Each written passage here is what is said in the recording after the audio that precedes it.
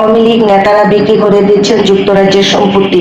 বাংলাদেশের শেখ হাসিনা দীর্ঘ ক্ষমতাকালীন সময়ে দেশ থেকে বিপুল অর্থ বিদেশে পাচারের তদন্ত করছে অন্তর্বর্তী সরকার। ধারণা করা হয় এর একটি বড় অংশই পাচার হয়েছে যুক্তরাজ্যে। শেখ হাসিনার রাজনৈতিক দল আওয়ামী লীগ এর শীর্ষ নেতারা এবং হাসিনার আস্থাভাজন বিভিন্ন ব্যবসায়ী গোষ্ঠী এই সম্পদ পাচারের মূল হোতা হিসেবে চিহ্নিত হয়েছেন। তবে হাসিনা সরকারের পতনের 1 বছর পূর্ণ হওয়ার আগেই যুক্তরাজ্যে বসবাসরত সাবেক ক্ষমতাসীন দলের প্রভাবশালী নেতাদের বিলাসবহুল সম্পত্তি হস্তান্তর, বিক্রি ও পুনর্ঋণায়নের রিফাইন্যান্স প্রবণতা উল্লেখযোগ্যভাবে বেড়েছে। ব্রিটিশ প্রভাবশালী সংবাদ মাধ্যম দ্য গার্ডিয়ান এবং আন্তর্জাতিক দুর্নীতি বিরোধী সংস্থা ট্রান্সপারেন্সি ইন্টারন্যাশনাল এর এক যৌথ অনুসন্ধানে এই চাঞ্চল্যকর তথ্য উঠে এসেছে। প্রতিবেদনে বলা হয় 2024 সালের 5ই আগস্ট ছাত্র জনতার গণ আন্দোলনের মুখে শেখ হাসিনা সরকারের পতনের পরপরই যুক্তরাজ্যের সম্পত্তি লেনদেনের তৎপরতা বাড়তে শুরু করে। বিশেষ করে বিলাসবহুল এলাকাগুলোর বাড়িঘর ও অ্যাপার্টমেন্ট নিয়ে শুরু হয় অস্বাভাবিক রকমের বিক্রয় ও ফ্রিজিং কার্যক্রম। 2024 সালের মে মাসে যুক্তরাজ্যের ন্যাশনাল ক্রাইম এজেন্সি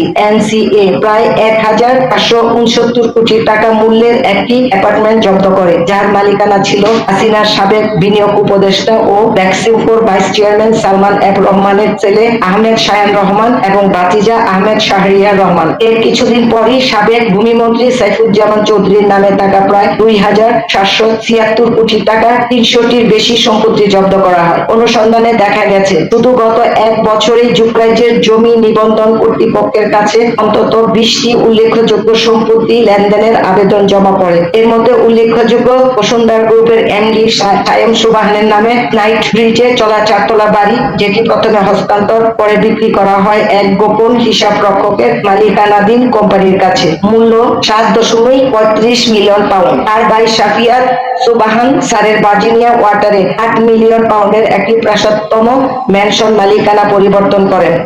সাবেক মন্ত্রী সাইফুজ্জামান চৌধুরীর ভাই আনিসুজ্জামান 2024 সালের জুলাইয়ে রিজার্ভ পার্কে অবস্থিত 10 মিলিয়ন পাউন্ড মূল্যের টাউন হাউস বিক্রি করেন এবং আরো 3টি সম্পত্তির জন্য রিফাইন্যান্স আবেদন করেন। এদিকে সালমান এফ রহমানের পরিবারের মালিকানাধীন লন্ডনের রোজব্যানর স্কয়ারে 35 মিলিয়ন পাউন্ডের একটি বিলাসবহুল অ্যাপার্টমেন্ট ইতিমধ্যে এনসিএ কর্তৃক লিজ করা হয়েছে। তবে এই পরিবারের পক্ষ থেকে দাবি করা হয়েছে বাংলাদেশের রাজনৈতিক অস্থিরতার সুযোগ নিয়ে তাদের বিরুদ্ধে বিধিহীন অভিযোগ আনা হচ্ছে এবং তারা যে কোনো তদন্তে পূর্ণ সহযোগিতা করতে প্রস্তুত। বাংলাদেশ ব্যাংকের গভর্নর আহসান এইচ মনসুর ও দুর্নীতি দমন কমিশন এর চেয়ারম্যান মোহাম্মদ আব্দুল মোমেন যুক্তরাজ্য সরকারের প্রতি আহ্বান জানিয়েছেন, যতক্ষণ না তদন্ত শেষ হচ্ছে ততক্ষণ যেন সম্পত্তি বিক্রি, হস্তান্তর বা বন্ধক রাখতে না দেওয়া হয়। গভর্নর মনসুর বলেন, আমরা নিশ্চিত অনেকেই ইতিমধ্যে সম্পদ দিতে চেষ্টা করছেন, তাই কঠোরভাবে এসব সম্পদ ফ্রিজ করা অত্যন্ত জরুরি। ব্রিটেনের সংসদীয় দুর্নীতি বিষয়ক অল পার্টি পার্লামেন্টারি গ্রুপের প্রধান জো পাওয়েল বলেন,